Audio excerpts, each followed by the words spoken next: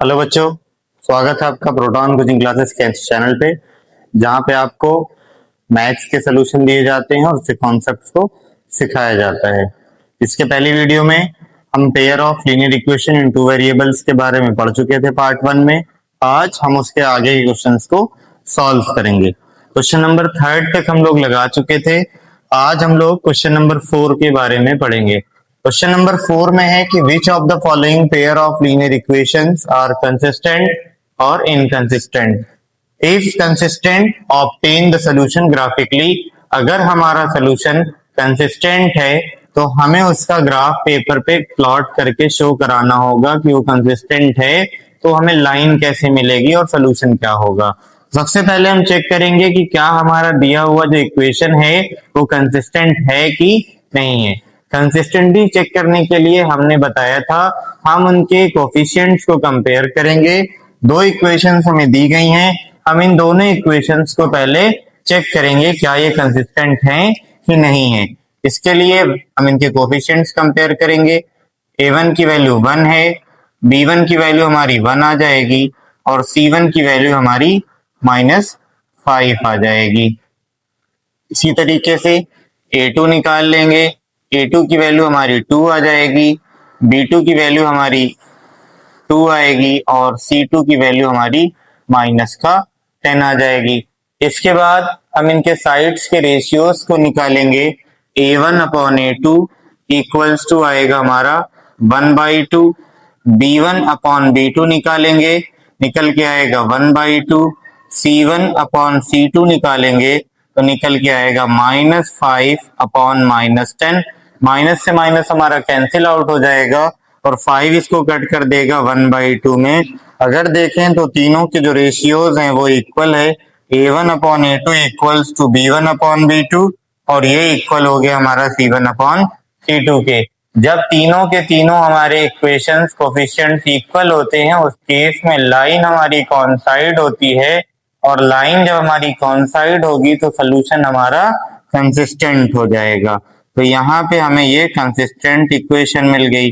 अब जब ये कंसिस्टेंट हो गई तो कह रहा है कि if consistent obtain solution graphically, तो हमें इसका ग्राफ पेपर के ऊपर सोल्यूशन प्लॉट करना होगा।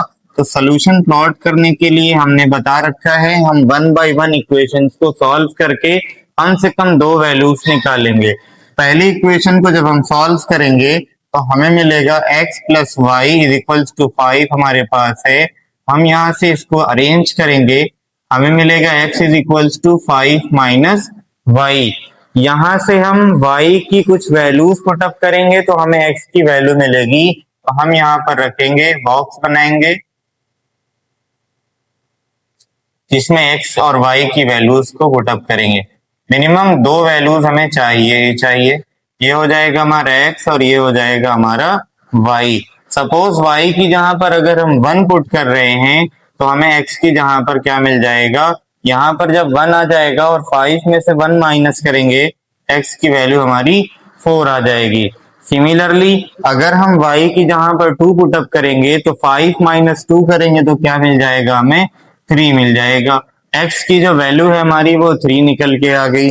इसी तरीके से हम इक्वेशन 2 को सॉल्व करेंगे तो हमें क्या मिलेगा, 2x plus 2y is equals to 10। ये प्लस से इस साइड जाएगा हमारा माइनस हो जाएगा तो 10 माइनस का 2y, x is equals to, ये 2 मल्टीप्लाई में है तो इक्वल के दूसरे साइड जा करके हमारा ये डिवाइड बन जाएगा। अब यहां से भी हम 2 वैल्यूज को अपनी निकाल लेंगे।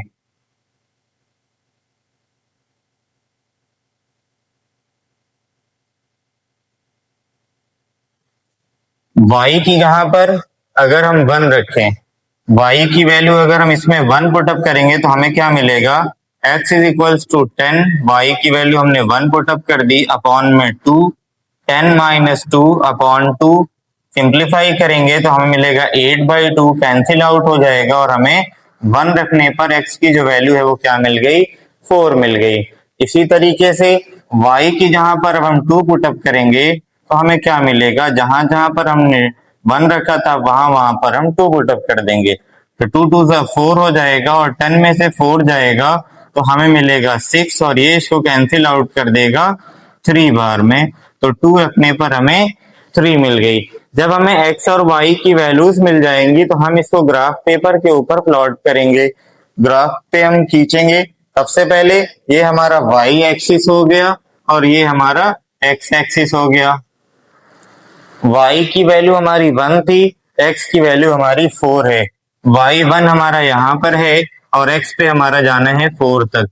4 हमें यहाँ मिला, यानी पॉइंट हमारा ये हो जाएगा y, x, 4 हो गया, 1 हो गया। ऐसे ही हम इसको सॉल्व करेंगे। y पर हमारा 2 दिया हुआ है, x पर हमारी वैल्यू 3 है। y पर 2 है और x पर जो वैल्यू है हमारी वो 3 दी हुई है, यानी 3 लिख दी हमने यहाँ पर। अब इन दोनों लाइन को हम पॉइंट्स को मिलाएंगे, ये ऐसे एक पॉइंट आ गया, एक लाइन मिल गई हमें। इसी तरीके से अब इस वाले पॉइंट को लेंगे हम। y की वैल्यू 1 है और x की value 4, y1 x4 same point मिल गया हमें। ऐसे ही y की वैल्यू हमारी 2 है और x की वैल्यू हमारी 3 है, तो y हमारा 2 है और x हमारा 3 है, फिर सेम पॉइंट मिल गया। इन दोनों को भी जब हम मिलाएंगे तो हमें सेम ऐसे ही एक सीधी लाइन मिलेगी जो एक दूसरे के ऊपर ऐसे ओवरलैप करके आगे की तरफ बढ़ जाएगी। और हमें ये दिख रहा है कि ये लाइन हमारी कैसी है, कॉनसाइड लाइन है। और हमने यहाँ पे प्रूव भी किया हुआ है कि जब तीनों की तीनों साइड्स के कोफिशिएंट्स लाइन हमारी जो होती है इक्वल होगा, इक्वेशन कंसिस्टेंट होगा। और जब तीनों ही रेशियोज इक्वल होते हैं तो लाइन हमारी क्या होती है, कोइंसिडेंट होती है। यही हमारा क्वेश्चन नंबर 4 का जो फर्स्ट पार्ट था जिसमें हमें ग्राफ शो करना था। अब इसके बाद सेकंड क्वेश्चन नंबर 4 का फर्स्ट पार्ट करने के बाद अब हम देखेंगे क्वेश्चन नंबर 4 का सेकंड पार्ट। सेकंड पार्ट भी चेक करेंगे क्या ये कंसिस्टेंट है या इनकंसिस्टेंट है। सबसे पहले इसके कोफिशिएंट्स को कंपेयर करेंगे। a1 की वैल्यू हमारी 1 आ गई, b1 की वैल्यू हमारी -1 और c1 की वैल्यू आ गई हमारी -8। सेकेंड इक्वेशन से हम कोफिशिएंट निकालेंगे तो a2 की जो वैल्यू आएगी वो आएगी 3, b2 की वैल्यू आएगी हमारी -3 और c2 की वैल्यू आएगी हमारी -16। इन दोनों के रेशियोज को हम निकालेंगे।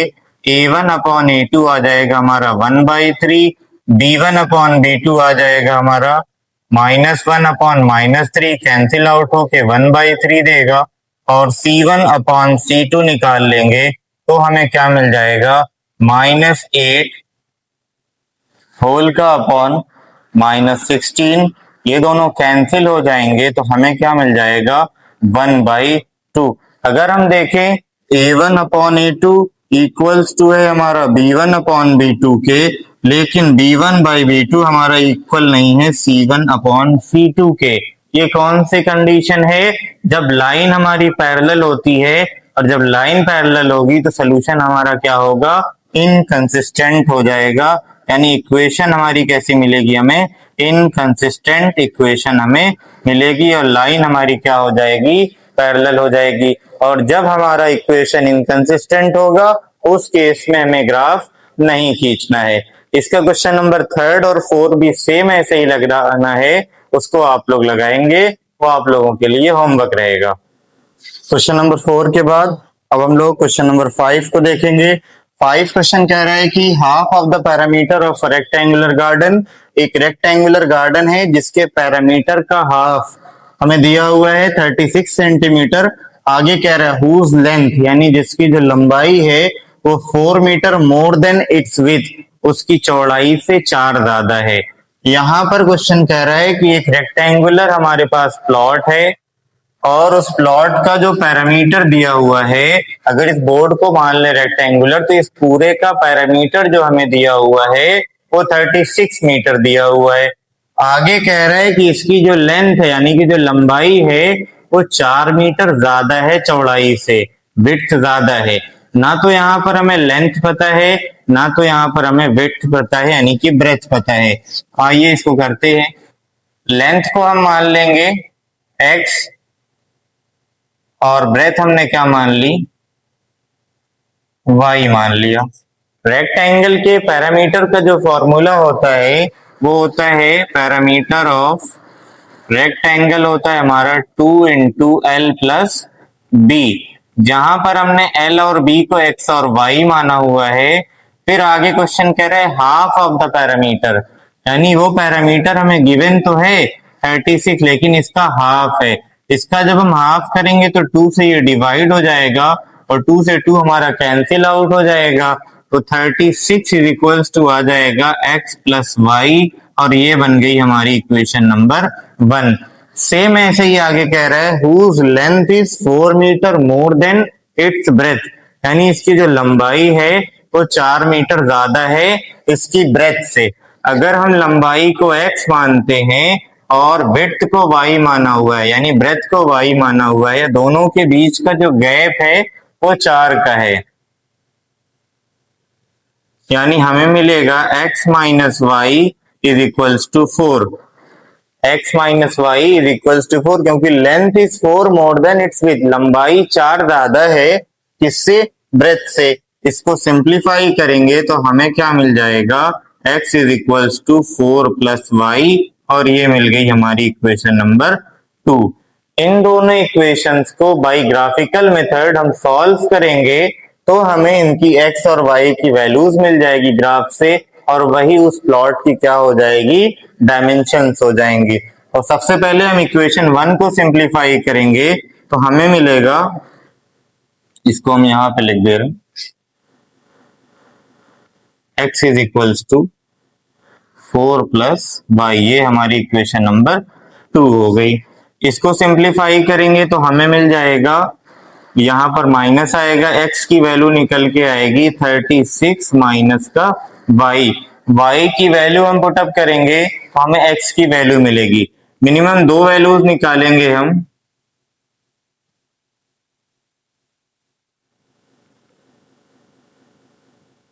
ये आ गया हमारा x और ये हो गया हमारा y। अगर हम y की जहां पर कोई भी नंबर ले सकते हैं, वो हमारी अपनी मर्जी है। हम यहां पर अगर 20 ले ले y की जहां पर, x की वैल्यू हमें मिल जाएगी 16। अब अगर हम y की वैल्यू 16 रख दें तो हमें यहां पर मिल जाएगा y की वैल्यू 20। एक तो हमें ये मिल गया, दोनों के बीच को अगर हम माइनस करेंगे 4 मिल जाएगा, दोनों को ऐड करेंगे 36 मिल जाएगा। इसी तरीके से हम इधर यहां पर हम कुछ भी लिख सकते थे, हमने अपनी मर्जी के हिसाब से 12, 20 और 16 लिया, कोई 4 और 8 ले सकता था, 9 और 13 कुछ भी ले सकते थे, वो हमारी अपनी मर्जी है। अब इसको सॉल्व करेंगे,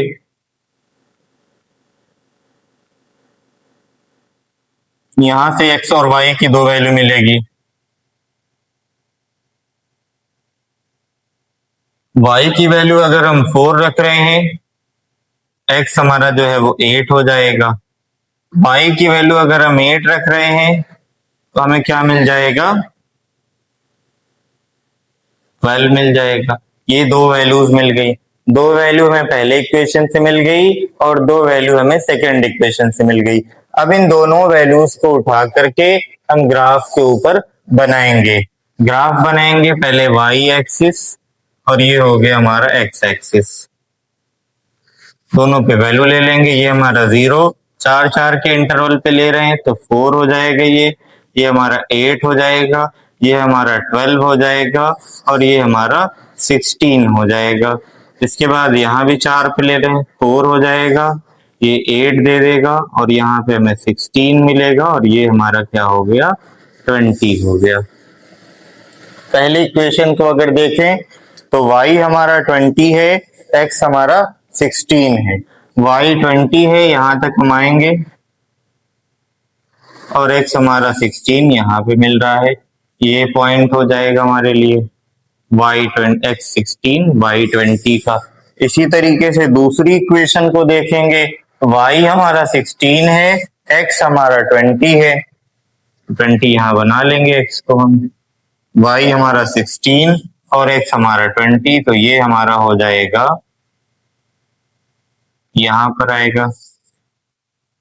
अब इन दोनों ग्राफ को हम खींच, लाइंस को मिलाएंगे, पॉइंट आपस में मिलेंगे तो हमें एक लाइन मिल गई। ऐसे ही अब इस वाले पॉइंट को लेंगे हम, y की वैल्यू हमारी 4 आ गई, x की वैल्यू हमारी 8 है, y पर हम 4 लेंगे, x पर हम 8 लेंगे, यहाँ पे हमें मिल गया। दूसरा, y की वैल्यू हम 8 पकड़ेंगे और x की वैल्यू 12 जाएगी, तो यहाँ पे हम ले लेंगे, दोनों को हम मिलाएंगे, आगे से बढ़ाते हुए लाएंगे जब हम, तो ये हमारा आएगा। अब जिस पॉइंट पर ये दोनों लाइंस एक दूसरे को कट करेंगी, उस पॉइंट को देखेंगे कि वो कट कहाँ कर रही हैं। अगर हम मिलाएं तो लाइन हमारी जा रही है इधर 16 के करीब है और इधर 20 के करीब है, तो जो कोऑर्डिनेट हमें यहाँ पे मिल रहे हैं वो हमें मिल रहा है 20,16, यानी x और y की जो वैल्यू निकल के आई है वो हमारे लिए क्या है, x हमारा 20 हो गया और y हमारा 16 है। लेंथ हमारी 20 आ गई और ब्रेथ हमारी कितनी आ गई, 16। चेक कर ले, दोनों को ऐड करने पे 36 मिल रहा है, तो दोनों को ऐड करेंगे 36 मिल जाएगा। दोनों के बीच का गैप 4 का है, तो दोनों को जब माइनस करेंगे तो 4 मिल जाएगा, यानी हमारा जो रिजल्ट आया है वो सही है। एक बार फिर से देख लेंगे, हमने लेंथ को x मान लिया, ब्रेथ को y मान लिया, फिर उसके बाद पैरामीटर ऑफ रेक्टेंगल हमें मालूम है 2 इंटू एल प्लस बी होता है, इसका हाफ करना था, हमने 2 से डिवाइड दे दिया।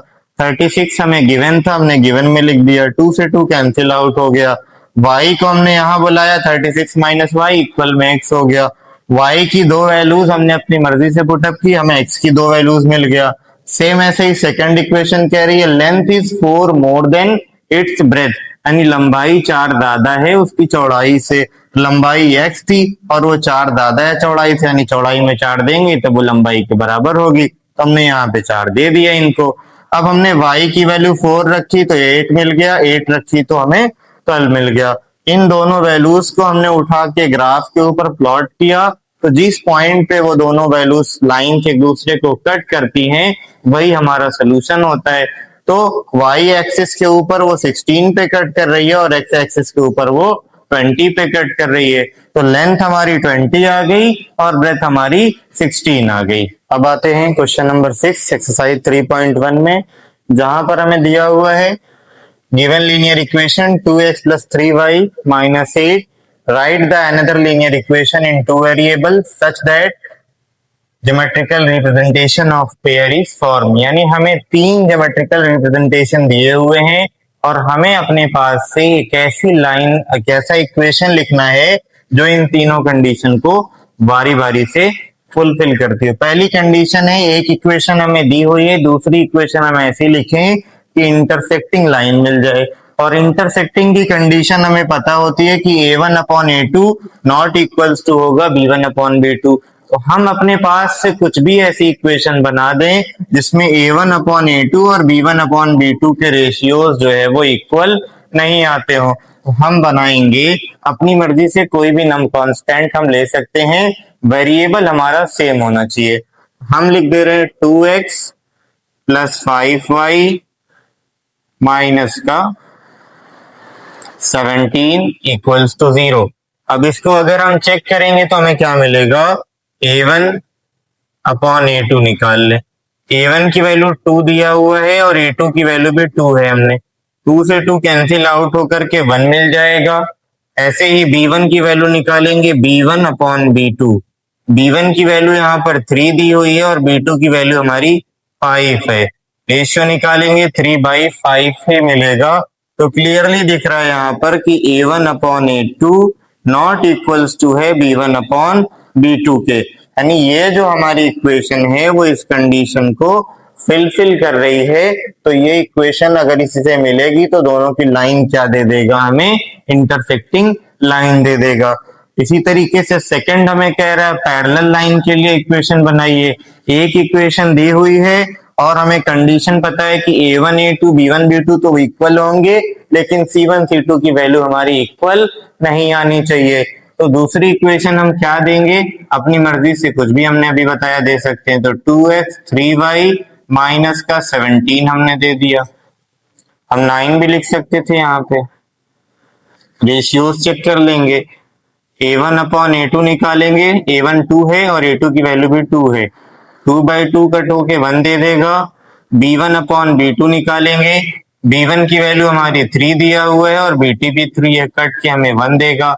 C1 अपॉन C2 निकालेंगे, C1 की वैल्यू -8 है और C2 की -9।